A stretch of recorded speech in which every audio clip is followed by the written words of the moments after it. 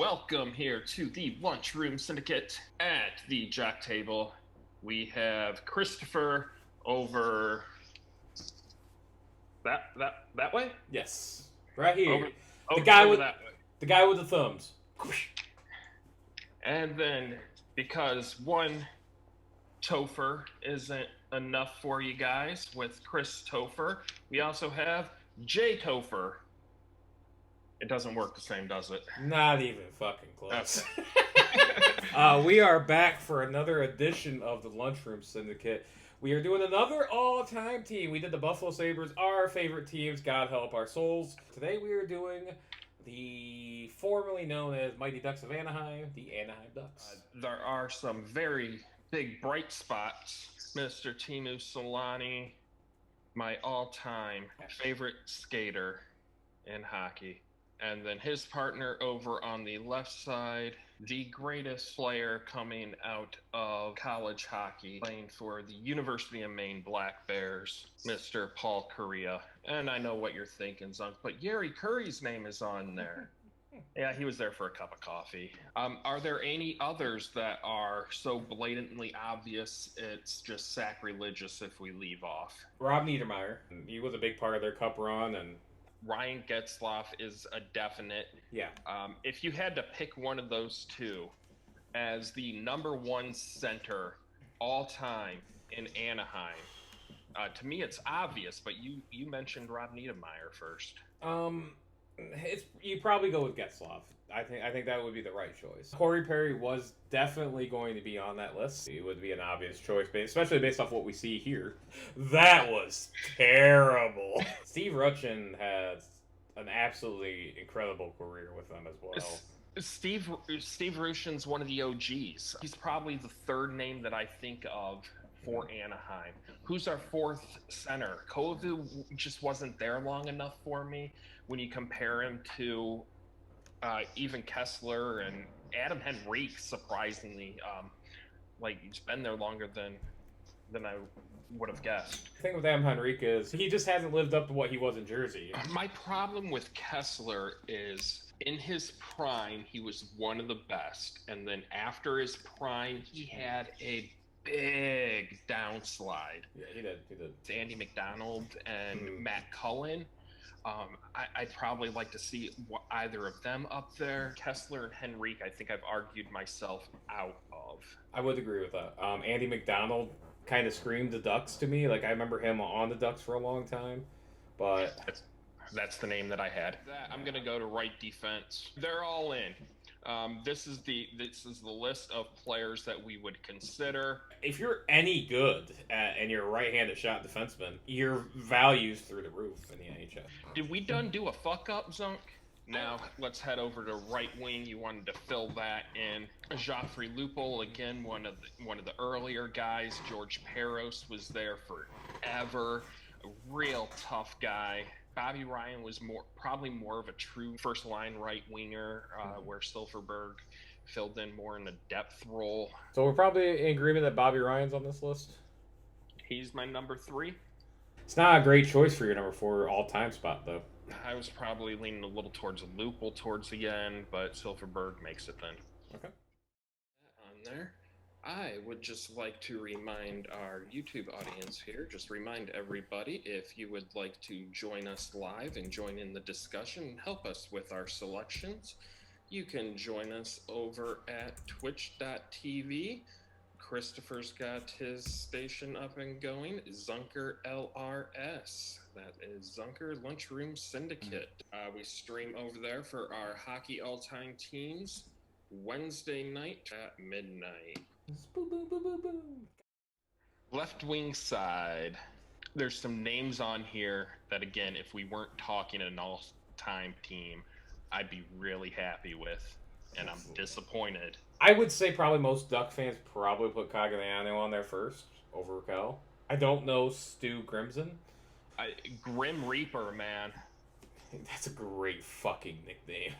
I already told you we weren't going to put George Peros on because I am going to fight to get a tough guy on the left side. All right, fair enough. He's going on the list for me. But that's who I'm between is Kunitz and Raquel. I'm going to put a name up if you disagree. let me know. Okay. I'm going Ricard Raquel, and people are, I don't know, talking that hasn't been performing here the last couple of years, and he hasn't been with the team for too long. Well, it seems, but he's got a decent resume built up for him. I'm cool with it. Let's move over to left defense. There's a lot of names. Some really, really good names. If you're putting a marquee outside with a few names on it, Scott Niedermayer is going to be on that. Yeah. And then I'm pumping the brakes. I don't know who to leave off. You're looking at different generations between Boyschman to Tverdovsky to Soleil to Chris Pronger to Cam Fowler to Hampus Lindholm. Like, Pronger only played 3 seasons in Anaheim, but he came in, and his first year is the year they won the Cup. If we're looking at an NHL career and not an Anaheim career, Chris Pronger's probably first on this list. I mean, my gut check instincts puts Boyschman and Hampus Lindholm. Francois Boyschman played 3 different stints with Anaheim and a lot of games and did a lot of things for him. So yeah, I would agree with Francois Boyschman. Cam Fowler's played his entire fucking career there. This is not the easiest choice, huh? Fowler, I don't think ever lived up to his potential. I think he could have been a lot more. And for that reason, I'm leaning Hampus Lindholm as third on our list for all time. I think that's going to be the most controversial one because I think there's going to be a lot of Ducks fans who would want Chris Pronger on there based off the run. But understandably, the shorter career, the fact that Pronger is more known elsewhere. I think goaltender, we're going to agree with one, and we're going to probably disagree on number 2. J.S. Giguère goes number 1, right? Yes. One of the few Conn Smythe winners to play for the losing team, and one of probably the only ones I would say absolutely deserved it. J.S. Giguère. He won a Conn Smythe while losing a Stanley Cup. And you already know how I feel about that. Mm-hmm. We disagree heavily on that, but yes.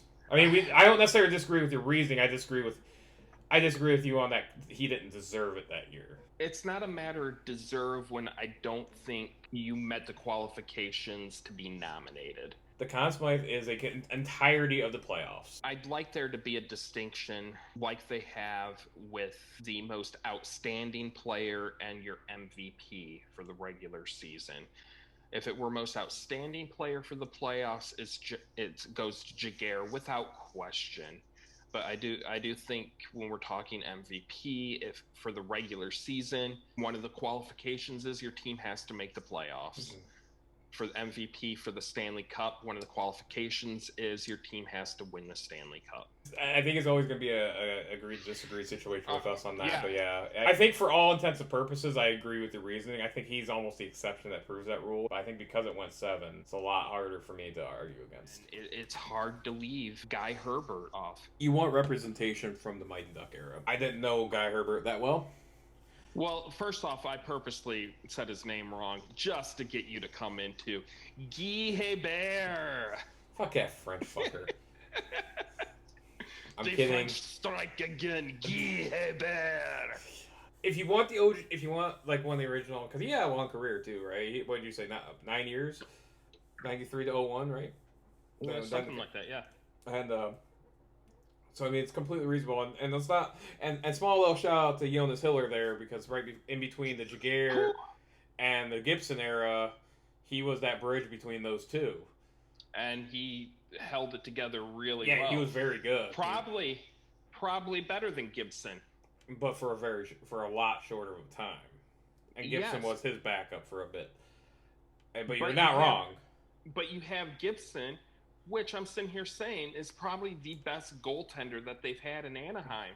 But he's been the starting goaltender for an Anaheim that has been on the decline. I was going to say, and a lot of it is I kind of feel bad for Gibson because he's, Hiller's best years were still when Anaheim still had their talent and their core in their prime. Gibson's best years, those guys have dropped tremendously and they've lost a ton of talent. That's a tough spot. It's a tough spot. John Gibson, again, I've been saying it, he's the best goaltender to play for Anaheim. And if you're the best, you can't leave him off the all-time team, because as much as this team is struggling now, if you put him as a backstop to this team that we have in front of him, that's a cup they're contender. doing some damage. Yeah. Honestly, if you put with a backstop on about half the teams in the league right now, you probably got a cup contender.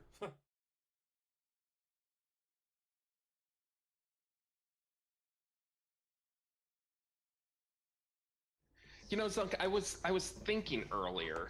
Well, that's dangerous. I know it's very dangerous, but last year we played for the Pee-wees, right? And this year we played for the Squirts. The fuck are you talking about? I'm just saying, I was thinking, do they want us to play baseball or to urinate? Did you drink more White Claw today? What the fuck? If anybody knows the movie reference for that, go ahead and leave a comment there for that, and you earn major LRS tokens. You